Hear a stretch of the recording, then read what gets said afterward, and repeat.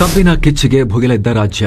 ರಸ್ತೆ ಬಂದ್, ಕಾರ್ಖಾನೆಗೆ ಕಲ್ಲು, ರೈತರ ಆಕ್ರೋಶಕ್ಕೆ ಯುದ್ಧ ಭೂಮಿಯಾದ ಹೆದ್ದಾರಿ.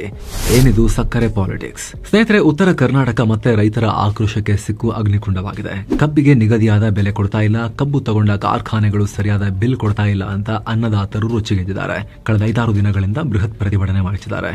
ರಾಜ್ಯ ಹೆದ್ದಾರಿಗಳನ್ನ ಬಂದ್ ಮಾಡಿ ಕಬ್ಬಿನ ಕಾರ್ಖಾನೆಗಳಿಗೆ ಕಲ್ಲು ತೂರುತ್ತಿದ್ದಾರೆ. 26 ಬೃಹತ್ ಶುಗರ್ ಫ್ಯಾಕ್ಟರಿಗಳು ಬಾಗಿಲು ಮುಚ್ಚಿವೆ. ಪರಿಸ್ಥಿತಿ ಎಷ್ಟು ಗಂಭೀರ ಆಗಿದೆ ಅಂದ್ರೆ, ಬೆಳಗಾವಿಯ ಹಲವು ಕಡೆ ಸರ್ಕಾರ 6 ದಿನಗಳ ಶಾಲಾ ಕಾಲೇಜುಗಳ ರಜೆಯನ್ನ ಘೋಷಿಸಿದೆ. ಏನೇ ಸರ್ಕಸ್ ಮಾಡಿದ್ರೂ ಹೋರಾಟದ ಕಾವು ಕಮ್ಮಿ ಆಗ್ತಿಲ್ಲ. ಬೆಳಗಾವಿಯಲ್ಲಿ ಹೊತ್ತಿದ ಕಿಡಿ ಈಗ ಬಾಗಲಕೋಟೆ, ಹಾವೇರಿ, ವಿಜಯಪುರ, ಉತ್ತರ ಕನ್ನಡ ಅಂತ ಇಡೀ ಕರ್ನಾಟಕವನ್ನ ಹರಡ್ತಾ ಇದೆ. ಸರ್ಕಾರದ ಯಾವುದೇ ಪ್ರಯತ್ನಕ್ಕೂ ರೈತರು ಬಗ್ತಾ ಇಲ್ಲ. ಹಾಗಿದ್ರೆ ರೈತರು ಒಮ್ಮೆಲೆ ಸಿಡಿಯೋಕೆ ಕಾರಣ ಏನು? ರೈತರ ಸಮಸ್ಯೆಗಳೇನು? ಕಬ್ಬಿನ ವಿಚಾರದಲ್ಲಿ ನಡೀತಾ ಇರೋ ಈ ಪಾಲಿಟಿಕ್ಸ್ ಯಾವ ರೀತಿ ಇದೆ? ಎಲ್ಲವನ್ನ ಈ ವರದಿಯಲ್ಲಿ ಅರ್ಥ ಮಾಡಿಕೊಳ್ಳೋ ಪ್ರಯತ್ನವನ್ನ ಮಾಡೋಣ ಸ್ನೇಹಿತರೆ. ಟನ್ಗೆ 3,500 ಕಬ್ಬಿನ ಬೆಲೆಯಿಂದ ಹೊತ್ತಿದ ಕಿಚ್ಚು. ಇಡೀ ಹೋರಾಟದ ಕೇಂದ್ರ ಬಿಂದು ಕಬ್ಬಿನ ಬೆಲೆ. ನಿಮ್ಗೆ ಗೊತ್ತಿರೋ ಹಾಗೆ ಕಬ್ಬು ಫ್ರೀ ಮಾರ್ಕೆಟ್ ಕ್ರಾಪ್ ಅಲ್ಲ. ಟೊಮ್ಯಾಟೊ, ಮೆಕ್ಕೆಜೋಳ ತರ ಮುಕ್ತ ಮಾರುಕಟ್ಟೆಯಲ್ಲಿ ಕಬ್ಬು ಮಾರಾಟ ಆಗಲ್ಲ. Regulated commodity. ಕಬ್ಬನ್ನ ನೆಡೋದ್ರಿಂದ ಹಿಡಿದು ಮಾರಾಟ ತನಕ ಇದರ ಎಂಟೈರ್ ಪ್ರಾಸೆಸ್ ಶುಗರ್ ಫ್ಯಾಕ್ಟರಿಗಳೊಂದಿಗೆ ಇಂಟಿಗ್ರೇಟ್ ಆಗಿರುತ್ತೆ. ಅಲ್ಲದೆ ಕಬ್ಬನ್ನ ಪ್ರಿಸರ್ವ್ ಮಾಡಿ ಇಡಕ್ಕಾಗಲ್ಲ. ಹೀಗಾಗಿ ರೈತರು ಮತ್ತು ಕಾರ್ಖಾನೆ ಇಬ್ಬರಿಗೂ ಅನ್ಯಾಯ ಆಗಬಾರದು ಅಂತ ಕೇಂದ್ರ ಸರ್ಕಾರವೇ ಪ್ರತಿ ವರ್ಷ ಕಬ್ಬಿನ ರೇಟ್ ಫಿಕ್ಸ್ ಮಾಡುತ್ತೆ. ಕಬ್ಬಿನ ಕಟಾವು ಶುರುವಾಗೋಕ್ಕೂ ಮುಂಚೆನೆ FRP, ಫೇರ್ ಅಂಡ್ ರಿಮ್ಯುನರೇಟಿವ್ ಪ್ರೈಸ್ ಅನ್ನೋ ಬೆಲೆಯನ್ನ ಅನೌನ್ಸ್ ಮಾಡುತ್ತೆ. ಇದನ್ನ ದೇಶದಲ್ಲಿರೋ ಎಲ್ಲ ಶುಗರ್ ಫ್ಯಾಕ್ಟರಿಗಳು ಪಾಲಿಸಬೇಕು. ಕೇಂದ್ರ ಕೃಷಿ ವೆಚ್ಚ ಮತ್ತು ಬೆಲೆಗಳ ಆಯೋಗ CACP ಯಿಂದ ಈ ಬೆಲೆಗಳ ರೆಕಮೆಂಡೇಶನ್ ಆಗುತ್ತೆ. ಆರ್ಥಿಕ ವ್ಯವಹಾರಗಳ ಕ್ಯಾಬಿನೆಟ್ ಸಮಿತಿ ಕೂಡ ಇದಕ್ಕೆ ಅಪ್ರೂವಲ್ ಕೊಟ್ಟಿರುತ್ತೆ. ಅದೇ ರೀತಿ 2025-26ನೇ ಸಾಲಿಗೂ ಕೂಡ ಕೇಂದ್ರ ಸರ್ಕಾರ 3,500 ರೂಪಾಯಿಗಳ FRP ಅನೌನ್ಸ್ ಮಾಡಿದೆ. ಅಂದ್ರೆ 10.25% ಇಳುವರಿ ಇರೋ, ರಿಕವರಿ ರೇಟ್ ಇರೋ ಪ್ರತಿ ಟನ್ ಕಬ್ಬಿಗೆ ಫ್ಯಾಕ್ಟರಿಗಳು 3,500 ಕೊಡಬೇಕು. 3,550 ರೂಪಾಯಿ ಕೊಡಬೇಕು. ಪ್ರತಿ ಕ್ವಿಂಟಾಲ್ಗೆ 355 ರೂಪಾಯಿ ಲೆಕ್ಕ ಬರುತ್ತೆ. ಜೊತೆಗೆ ಇದಕ್ಕಿಂತ ಜಾಸ್ತಿ ರಿಕವರಿ ರೇಟ್ ಬಂದ್ರೆ ರೈತರಿಗೆ ಬೋನಸ್ ಕೊಡಿ ಅಂತ ಹೇಳಿದೆ. ಒಂದು ವೇಳೆ 10.25%ಗಿಂತ ಕಡಿಮೆ ಇಳುವರಿ ಅಥವಾ ರಿಕವರಿ ಬಂದ್ರೆ ಪ್ರತಿ ಕ್ವಿಂಟಾಲ್ಗೆ 329 ರೂಪಾಯಿ 5 ಪೈಸೆ ಕೊಡಿ ಅಂತ ಹೇಳಿದೆ. ಅಂದ್ರೆ ಪ್ರತಿ ಟನ್ಗೆ 3,290 ರೂಪಾಯಿ 50 ಪೈಸೆ ಬರುತ್ತೆ. ಇದರ ಆಧಾರದ ಮೇಲೆ ರಾಜ್ಯ ಕಬ್ಬು ಅಭಿವೃದ್ಧಿ ಮತ್ತು ಸಕ್ಕರೆ ನಿರ್ದೇಶನಾಲಯದ ಆಯುಕ್ತರು ಕೂಡ ರಾಜ್ಯದ 81 ಕಾರ್ಖಾನೆಗಳಿಗೆ ಕಳೆದ ಸೆಪ್ಟೆಂಬರ್ನಲ್ಲೇ ರೇಟ್ ಫಿಕ್ಸ್ ಮಾಡಿದ್ದಾರೆ. 2024-25ನೇ ಸಾಲಿನಲ್ಲಿ ಕಾರ್ಖಾನೆಗಳಲ್ಲಿ ಉತ್ಪತ್ತಿಯಾದ ಸಕ್ಕರೆಯ ಆಧಾರದಲ್ಲಿ FRP ನಿಗದಿಯಾಗಿದೆ. ಆದರೆ ರಾಜ್ಯದ ಯಾವ ಕಾರ್ಖಾನೆ ಕೂಡ ಇಷ್ಟು ಬೆಲೆ ಕೊಡೋಕೆ ಮುಂದಾಗಿಲ್ಲ. ಬರೀ 2,700, 3,100 ಕೊಡೋಕೆ ತೀರ್ಮಾನ ಮಾಡಿದ್ದಾರೆ. ಅದು ರೈತರ ಆರೋಪ. ಅದು ಹೇಗೆ? ಸರ್ಕಾರ ಹೇಳಿದ್ಮೇಲೆ ಕೊಡಲೇಬೇಕಲ್ವಾ? ಕೇಂದ್ರ ಹೇಳ್ತು, ಆಮೇಲೆ ರಾಜ್ಯ ಸರ್ಕಾರ ಕೂಡ ಹೇಳ್ತು, ಕೊಡಲೇಬೇಕಲ್ವಾ? ಪ್ರತಿ ಟನ್ಗೆ 3,500 ರೂಪಾಯಿನೇ ಇರಬೇಕಲ್ವಾ? ಮತ್ತೆ ಫ್ಯಾಕ್ಟ್ರಿಗಳು ಹೇಗೆ ಕಮ್ಮಿ ಕೊಡ್ತವೆ ಅನ್ನೋ ಪ್ರಶ್ನೆ ಈಗ ಕೇಳಬಹುದು ಕೆಲವರು. ಇದಕ್ಕೆ ಉತ್ತರ ಕಬ್ಬಿನ ಲಾಜಿಸ್ಟಿಕ್ಸ್ನಲ್ಲಿದೆ ಸ್ನೇಹಿತರೆ. ಕಬ್ಬು ಸಾಗಾಟದಲ್ಲಿ ಫ್ಯಾಕ್ಟರಿಗಳ ಆಟ. ಕಬ್ಬು ಮಾಮೂಲಿ ಬೆಳೆ ಅಲ್ಲ. ಕಟಾವು ನಡೆಸಿದ 24-36 ಗಂಟೆಲಿ ಫ್ಯಾಕ್ಟರಿ ಸೇರ್ಬೇಕು. ಅದು ಇಲ್ಲಾಂದ್ರೆ ಅದರ ಸಕ್ಕರೆ ಪ್ರಮಾಣ ಕಮ್ಮಿ ಆಗುತ್ತೆ, ಅದರಲ್ಲಿ ಸಿಗೋದು ಒಣಗಿ ಹೋಗುತ್ತೆ. ಹೀಗಾಗಿ ಸಾಮಾನ್ಯವಾಗಿ ಟ್ರಾನ್ಸ್ಪೋರ್ಟೇಷನ್ ವ್ಯವಸ್ಥೆಯನ್ನು ಕೂಡ ಫ್ಯಾಕ್ಟರಿಗಳೇ ನೋಡ್ಕೊಳ್ತಾರೆ. ಯಾವ್ಯಾವ ಊರಿನ ಕಬ್ಬು ಯಾವ್ಯಾವ ಫ್ಯಾಕ್ಟರಿಗೆ ಹೋಗಬೇಕು ಅನ್ನೋದು ಕೂಡ ಮೊದಲೇ ಡಿಸೈಡ್ ಆಗಿರುತ್ತೆ. ಅದರಂತೆ ಇನ್ಫಾರ್ಮ್ ಮಾಡಿದ್ರೆ ಸಾಕು, ಟ್ರಕ್ ಕಳಿಸಿ ಕಬ್ಬನ್ನ ತುಂಬಿಕೊಂಡು ಹೋಗ್ತಾರೆ. ಆದ್ರೆ ಈ ಖರ್ಚನ್ನ ಯಾರು ಭರಿಸಬೇಕು ಅನ್ನೋದು ಈಗಿರೋ ಗೊಂದಲ. ಮಹಾರಾಷ್ಟ್ರ, UP, ಹರಿಯಾಣ ಮತ್ತು ಪಂಜಾಬ್ನಂತ ರಾಜ್ಯಗಳಲ್ಲಿ ಇದಕ್ಕಾಗಿ ಅಂತಾನೆ ರಾಜ್ಯ ಸರ್ಕಾರಗಳು SAP ಅನ್ನೋ ವಿಶೇಷ ದರವನ್ನು ನಿಗದಿ ಮಾಡ್ತವೆ. State advised price. ಇದರಲ್ಲಿ ಕಟಾವು ಮತ್ತು ಸಾಗಣೆ ವೆಚ್ಚ ಕೂಡ ಸೇರಿರುತ್ತೆ. ಸಾಮಾನ್ಯವಾಗಿ ಇದು FRPಗಿಂತ ಜಾಸ್ತಿನೇ ಇರುತ್ತೆ. ಒಂದ್ ವೇಳೆ ಇಲ್ಲ ಅಂದ್ರೂ ಕೂಡ ಫ್ಯಾಕ್ಟರಿಗಳು ಎರಡರಲ್ಲಿ ಯಾವ ಬೆಲೆ ಹೆಚ್ಚಿರುತ್ತೋ ಅದನ್ನ ಕೊಡಬೇಕಾಗತ್ತೆ. ಸದ್ಯ ಮಹಾರಾಷ್ಟ್ರದಲ್ಲೂ ಕೂಡ ಸಾಗಾಟ ವೆಚ್ಚ ಬಿಟ್ಟು ಪ್ರತಿ ಟನ್ಗೆ 3,400 ರೂಪಾಯಿ ಕೊಡ್ಲಾಗ್ತಿದೆ. ಸಾಗಾಟ ವೆಚ್ಚ ಬಿಟ್ಟು. ಆದ್ರೆ ನಮ್ಮಲ್ಲಿ SAP ದರ ಇಲ್ಲ. ಸಾಮಾನ್ಯವಾಗಿ ಕಾರ್ಖಾನೆಗಳು ಕಬ್ಬಿನ ಕಟಾವು ಮತ್ತು ಸಾಗಣೆ ವೆಚ್ಚವನ್ನ ಲೆಕ್ಕ ಹಾಕಿ ಅದನ್ನ ಕಬ್ಬಿನ ದರದಲ್ಲೇ ಕಡಿತ ಮಾಡ್ತವೆ. 800ರಿಂದ 900ವರೆಗೆ ಕಟ್ ಮಾಡಿ ಕೊಡ್ತಾರೆ ಅಷ್ಟು. ಹೀಗಾಗಿ ರೈತರಿಗೆ ಕೇಂದ್ರ ಸರ್ಕಾರ ಹೇಳಿದ ಹಾಗೆ, ರಾಜ್ಯ ಸರ್ಕಾರ ಹೇಳಿದ ಹಾಗೆ 3,500 ರೂಪಾಯಿ ಎಲ್ಲ ಸಿಗ್ತಾ ಇಲ್ಲ. ನಮಗೆ 3,500 ರೂಪಾಯಿ ಕೊಡಬೇಕು, ಇಲ್ಲಾಂದ್ರೆ ಮಹಾರಾಷ್ಟ್ರ ತರ SAP ದರ ಕೊಡಿ ಅಂತ ಕೇಳ್ತಿದ್ದಾರೆ. ಜೊತೆಗೆ ಕಬ್ಬಿನ ತೂಕ ಹಾಗೂ ಕ್ವಾಲಿಟಿಯಲ್ಲೂ ಕೂಡ ಫ್ಯಾಕ್ಟರಿಗಳು ಮೋಸ ಮಾಡ್ತಿವೆ.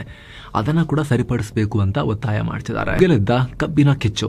ಮೊದಲಿಗೆ ಈ ಪ್ರತಿಭಟನೆಯ ಕಿಚ್ಚು ಹರಡಿದ್ದು ಬೆಳಗಾವಿ ಜಿಲ್ಲೆಯ ಮೂಡಲಗಿ ತಾಲೂಕಿನ ಗುರ್ಲಾಪುರ ಕ್ರಾಸ್ನಲ್ಲಿ. ಸದ್ಯ ಅಲ್ಲಿಂದ ಇಡೀ ರಾಜ್ಯಕ್ಕೆ ಹರಡುವ ಪರಿಸ್ಥಿತಿ ಎದುರಾಗಿದೆ. ಕಬ್ಬು ಬೆಳೆಗಾರರ ಸಂಘ ಹಸಿರು ಸೇನೆ ಮತ್ತು ರಾಜ್ಯ ರೈತ ಸಂಘಗಳು ಕಳೆದ ಗುರುವಾರದಿಂದ ನಿರಂತರವಾಗಿ ಇಲ್ಲಿ ಪ್ರತಿಭಟನೆ ಮಾಡ್ತಿದ್ದಾರೆ. ರೈತರು ಪ್ರತಿಭಟನೆ ಬಿಟ್ಟು ಮಾತುಕತೆಗೆ ಮುಂದಾಗಬೇಕು ಅಂತ ಹೇಳಿ ಬೆಳಗಾವಿ ಜಿಲ್ಲಾಧಿಕಾರಿ ಮಹಮ್ಮದ್ ರೋಷನ್ ಮತ್ತು ಬೆಳಗಾವಿ ಪೊಲೀಸ್ ವರಿಷ್ಠಾಧಿಕಾರಿ ಭೀಮಾಶಂಕರ್ ಗುಳೇದ್ ಮನವೊಲಿಕೆ ಮಾಡಿದ್ದಾರೆ. ಆದರೆ ರೈತರು ಇದಕ್ಕೂ ಜಗ್ಗದೆ ನಮ್ಮ ಬೇಡಿಕೆಗಳು ಈಡೇರುವವರೆಗೂ ನಾವು ನಿಂತ ಜಾಗವನ್ನು ಬಿಟ್ಟು ಕದಲೋದಿಲ್ಲ ಅಂತ ಹೇಳ್ತಿದ್ದಾರೆ. ನಿಪ್ಪಾಣಿ ಮುಧೋಳ ರಾಜ್ಯ ಹೆದ್ದಾರಿಯನ್ನ ತಮ್ಮ ಪ್ರತಿಭಟನಾ ವೇದಿಕೆ ಮಾಡಿಕೊಂಡಿದ್ದಾರೆ. ರೈತರ ಹೋರಾಟಕ್ಕೆ ವಿವಿಧ ಸಂಘಟನೆಗಳು, ರಾಜಕೀಯ ನಾಯಕರು ಬೆಂಬಲ ಕೊಟ್ಟಿದ್ದಾರೆ. ಹಾಗೆ ಮಾಜಿ ಯೋಧರು, ವಕೀಲರು, ಮಠಾಧೀಶರು ಮತ್ತು ಸ್ಥಳೀಯ ಯುವಕರು ಕೂಡ ಬೆಂಬಲ ಕೊಟ್ಟಿದ್ದಾರೆ. ಸುತ್ತಮುತ್ತಲ ಗ್ರಾಮಸ್ಥರು ಪ್ರತಿ ಮನೆಯಿಂದ 10 ರೊಟ್ಟಿಯಷ್ಟು ಆಹಾರ ಒದಗಿಸಿ ಹೋರಾಟಗಾರರಿಗೆ ಸಹಾಯ ಮಾಡ್ತಿದ್ದಾರೆ. ಕೆಲವರು ನಗದು ಸಹಾಯ ಕೂಡ ಮಾಡ್ತಿದ್ದಾರೆ. ಹೋರಾಟದ ಸ್ಥಳದಲ್ಲೇ ಅಡುಗೆ ವ್ಯವಸ್ಥೆ ಕೂಡ ಮಾಡಲಾಗಿದೆ. ಇನ್ನು ಇಲ್ಲಿಂದ ಹರಡಿರೋ ಪ್ರತಿಭಟನೆಯ ಕಿಚ್ಚು ಹುಕ್ಕೇರಿ, ಅಥಣಿ, ಬೈಲಹೊಂಗಲ ಸೇರಿ ಬೆಳಗಾವಿ ಜಿಲ್ಲೆಯ ಹಲವು ಕಡೆ ವ್ಯಾಪಿಸಿದೆ. ರೈತರು ರಸ್ತೆ ತಡೆದು ಪ್ರತಿಭಟಿಸುತ್ತಿರುವುದರಿಂದ ಸಂಚಾರ ವ್ಯವಸ್ಥೆಯಲ್ಲಿ ಅಲ್ಲೋಲ ಕಲ್ಲೋಲ ಆಗಿದೆ. ಇದರಿಂದ ಬೆಳಗಾವಿ ಜಿಲ್ಲೆಯ ಕೆಲ ಶಾಲಾ ಕಾಲೇಜುಗಳಿಗೆ ರಜೆ ಘೋಷಿಸಲಾಗಿದೆ. ಇತ್ತ ಬಾಗಲಕೋಟೆಯಲ್ಲೂ ಕೂಡ ರೈತರು ಪ್ರತಿಭಟಿಸಿದ್ದಾರೆ.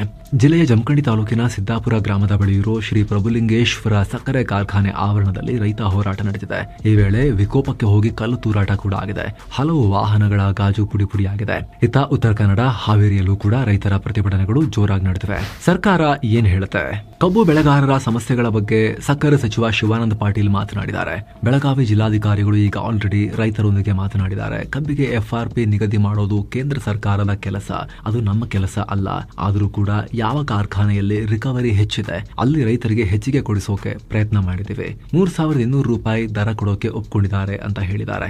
ಇತ್ತ ಗೃಹ ಸಚಿವ ಜಿ ಪರಮೇಶ್ವರ್ ಮಾತನಾಡಿ, ಈಗಾಗಲೇ ಸಕ್ಕರೆ ಸಚಿವರೊಂದಿಗೆ ಮಾತನಾಡಿದ್ದೀನಿ. ಆದಷ್ಟು ಬೇಗ ರೈತರ ಸಮಸ್ಯೆ ಬಗ್ಗೆ ತೀರ್ಮಾನ ಮಾಡಿ ಅಂತ ಹೇಳಿದ್ದೀನಿ. ಅವರು ಕೂಡ ಸಕ್ಕರೆ ಕಾರ್ಖಾನೆ ಪ್ರತಿನಿಧಿಗಳೊಂದಿಗೆ ಮಾತನಾಡಿದ್ದಾರೆ ಅಂತ ಪರಮೇಶ್ವರ್ ಹೇಳಿದ್ದಾರೆ. ಇನ್ನು ದರ ನಿಗದಿ ವಿಚಾರವಾಗಿ ರಾಜ್ಯ ಸಕ್ಕರೆ ಇಲಾಖೆ ಕೂಡ ಸಭೆ ಮಾಡಿದೆ ಅನ್ನೋ ಮಾಹಿತಿ ಬರ್ತಾ ಇದೆ. ಬೆಳಗಾವಿಯಲ್ಲಿ ಸಕ್ಕರೆ ಪಾಲಿಟಿಕ್ಸ್, ಪ್ರಭಾವಿ ನಾಯಕರ ಕಾರ್ಖಾನೆಗಳೇ ಹೆಚ್ಚು. ಸ್ನೇಹಿತರೆ, ಸಕ್ಕರೆ ಅಂದ ತಕ್ಷಣ ಪಾಲಿಟಿಕ್ಸ್ ಬಂದೇ ಬರುತ್ತೆ. ಈಗಲೂ ಕೂಡ ಈ ಪ್ರತಿಭಟನೆ ಟೈಮ್ನಲ್ಲಿ ರಾಜ್ಯದ ವಿಪಕ್ಷವಾಗಿರೋ ಬಿಜೆಪಿ ಪ್ರತಿಭಟನಾಕಾರರಿಗೆ ಬೆಂಬಲ ಇದೆ ಅಂತ ಹೇಳಿ ಘೋಷಿಸಿದೆ. ಲೀಡರ್ಗಳು ಒಬ್ಬೊಬ್ಬರಾಗಿ ಹೋಗಿ ಅಲ್ಲಿ ಭೇಟಿ ಕೂಡ ಆಗ್ತಾ ಇದ್ದಾರೆ. ಅದನ್ನು ಹೊರತುಪಡಿಸಿ ಕೂಡ ಪ್ರಭಾವಿ ನಾಯಕರ ಕಾರ್ಖಾನೆಗಳೇ ಜಾಸ್ತಿ ಇದಾವೆ. ಇಡೀ ಕಬ್ಬಿನ ಇಂಡಸ್ಟ್ರಿ ಹಿಂದೆ ದೊಡ್ಡ ಪಾಲಿಟಿಕ್ಸ್ ಇದೆ. ಉತ್ತರ ಕರ್ನಾಟಕದಲ್ಲಿ ದೊಡ್ಡ ಪ್ರಮಾಣದಲ್ಲಿ ಪ್ರಭಾವಿ ರಾಜಕಾರಣಿಗಳ ಸಕ್ಕರೆ ಕಾರ್ಖಾನೆಗಳಿದ್ದಾವೆ. ಬೆಳಗಾವಿಯಲ್ಲಂತೂ ಒಬ್ಬರೊಬ್ಬರು 3-4 ಫ್ಯಾಕ್ಟರಿ ಇಟ್ಕೊಂಡಿದ್ದಾರೆ. ಬರೀ ಬೆಳಗಾವಿ ಜಿಲ್ಲೆಯೊಂದರಲ್ಲೇ ಬರೋಬ್ಬರಿ 29 ಸಕ್ಕರೆ ಕಾರ್ಖಾನೆಗಳಿವೆ. ಸಚಿವ ಸತೀಶ್ ಜಾರಕಿಹೊಳಿ, ಲಕ್ಷ್ಮೀ ಹೆಬ್ಬಾಳ್ಕರ್, ಚಂದ್ರರಾಜ್ ಹಟ್ಟಿಹೊಳಿ, ಮಾಜಿ DCM ಲಕ್ಷ್ಮಣ್ ಸವದಿ, ಮಹಾದೇವಪ್ಪ ಯಾದವಾಡ, ರಮೇಶ್ ಜಾರಕಿಹೊಳಿ, ಬಾಲಚಂದ್ರ ಜಾರಕಿಹೊಳಿ, ಶ್ರೀಮಂತ್ ಪಾಟೀಲ್, ರಮೇಶ್ ಕತ್ತಿ, ಪ್ರಭಾಕರ್ ಕೋರೆ, ಶಾಮನೂರು ಶಿವಶಂಕರಪ್ಪ, ಅಣ್ಣಾ ಸಾಹೇಬ್ ಜೊಲ್ಲೆ ಹೀಗೆ ಅನೇಕ ಪ್ರಭಾವಿಗಳ ಒಡೆತನದಲ್ಲಿ ಸಕ್ಕರೆ ಕಾರ್ಖಾನೆಗಳಿವೆ. ಇದು ಬರೀ ಬೆಳಗಾವಿ ಜಿಲ್ಲೆದು ಮಾತ್ರ ನಾವು ಹೇಳಿದ್ದು. ಹೀಗೆ ಬಾಗಲಕೋಟೆ, ವಿಜಯಪುರ ಸೇರಿ ರಾಜ್ಯದ ಅನೇಕ ಕಡೆ ಪ್ರಭಾವಿ ರಾಜಕಾರಣಿಗಳ ಒಡೆತನದ ಫ್ಯಾಕ್ಟರಿಗಳಿವೆ. ಹಾಗೆ ಇವರಿಗೆ ಅತಿಯಾಗಿ ಕ್ಲೋಸ್ ಆಗಿರೋ ಸಂಬಂಧಿಕರ ಫ್ಯಾಕ್ಟರಿಗಳು ಕೂಡ ಇದೆ. ಆದರೂ ಕೂಡ ಏನ್ ನಿಮ್ಮ ಸಮಸ್ಯೆ, ಯಾಕೆ ಪ್ರತಿಭಟನೆ ಮಾಡ್ತಿದ್ದೀರಿ ಅಂತ ಸಕ್ಕರೆ ಕಾರ್ಖಾನೆ ಹೊಂದಿರೋ ಒಬ್ಬ ರಾಜಕಾರಣಿಯೂ ಬಾಯಿ ಬಿಡ್ತಾ ಇಲ್ಲ. ಅದು ರೈತರಿಗೆ ಇನ್ನಷ್ಟು ಸಿಟ್ಟು ಬರೆಸಿದೆ. ತಮ್ಮ ರಾಜಕೀಯ ಪ್ರಭಾವ ಬಳಸಿಕೊಂಡು ಈ ರಾಜಕೀಯ ನಾಯಕರು ಸಕ್ಕರೆ ಫ್ಯಾಕ್ಟರಿಗಳ ಮೇಲೆ ನಿಯಂತ್ರಣ ಸಾಧಿಸ್ತಾರೆ. ರೈತರ ಹಿತಾಸಕ್ತಿಗಳನ್ನ ತಮ್ಮ ರಾಜಕೀಯದೊಂದಿಗೆ ಬೆರೆಸ್ತಾರೆ. ಶುಗರ್ ಕೇನ್ ಪಾಲಿಟಿಕ್ಸ್ ಮಾಡ್ತಾರೆ ಅನ್ನೋ ಆರೋಪ ಇದೆ. ಜೊತೆಗೆ ಶುಗರ್ ಫ್ಯಾಕ್ಟರಿ ಯಾವಾಗ ಸ್ಟಾರ್ಟ್ ಮಾಡಿ ಯಾವಾಗ ಬಂದ್ ಮಾಡಬೇಕು ಅನ್ನೋದು ಕೂಡ ಫ್ಯಾಕ್ಟರಿ ಮಾಲೀಕರು ಅಂದ್ರೆ ರಾಜಕಾರಣಿಗಳ ನಿರ್ಧಾರ. ಜೊತೆಗೆ ಕಬ್ಬಿಗೆ ಎಷ್ಟು ಬೆಲೆ ನಿಗದಿ ಮಾಡಿ ಎಷ್ಟು ಪೇ ಮಾಡಬೇಕು ಅನ್ನೋದು ಕೂಡ ಇವರದೇ ಫೈನಲ್ ಡಿಸಿಷನ್. ಜೊತೆಗೆ ನಮ್ಮ ಫ್ಯಾಕ್ಟರಿಯ ಹಿತಾಸಕ್ತಿಗಳನ್ನ ಕಾಪಾಡೋಕೆ ರಾಜಕೀಯದಲ್ಲಿ ತೊಡಗಿರೋ ನಾಯಕರುಗಳೇ ಸರ್ಕಾರದಲ್ಲಿ ತಮಗೆ ಫೇವರ್ ಆಗೋ ಹಾಗೆ ಕಾಯ್ದೆ ಕಾನೂನು ನಿರ್ಧಾರಗಳನ್ನು ರೂಪಿಸ್ತಾರೆ. ಹೀಗಾಗಿ ಬೆಳಗಾವಿಯಲ್ಲಿ ಶುಗರ್ ಕೇನ್ ಪಾಲಿಟಿಕ್ಸ್ ಇದೆ ಅನ್ನೋದು ದೊಡ್ಡ ಆಕ್ರೋಶ ರೈತರದು. ಇದನ್ನ ಸಂಪೂರ್ಣವಾಗಿ ಎಕ್ಸ್ಪ್ಲೇನ್ ಮಾಡೋ ಪ್ರಯತ್ನ ನಾವು ಮಾಡಿದ್ದೀವಿ. ಕಬ್ಬಿಗೆ ಸಂಬಂಧಪಟ್ಟಂತೆ ಅದರ ವ್ಯವಹಾರ, ಎಕನಾಮಿಕ್ಸ್, ರೈತರ ಕಷ್ಟಗಳೇನು ಅನ್ನೋದನ್ನ ನಿಮಗೆ ಏನನ್ಸುತ್ತೆ ಕಾಮೆಂಟ್ ಮಾಡಿ ತಿಳಿಸಿ. ನೀವು ರೈತರಾಗಿದ್ರೆ ಈ ವರದಿಯನ್ನ ಇತರ ರೈತರಿಗೂ ಕೂಡ ಶೇರ್ ಮಾಡಿ ಮಾಹಿತಿಯನ್ನ ಹರಡಬಹುದು. ಹಾಗೆ ಆಗ್ಲೇ ಹೇಳಿದ ಮಸ್ಮಗ ಪ್ರೀಮಿಯಂ ಮೆಂಬರ್ಶಿಪ್ ನಲ್ಲಿ ಆಸಕ್ತಿ ಇರೋರು ಅದನ್ನ ಕೂಡ ಕನ್ಸಿಡರ್ ಮಾಡಬಹುದು. ಮತ್ತೆ ಭೇಟಿ ಆಗ್ತಿರೋಣ. ನಮಸ್ತೆ.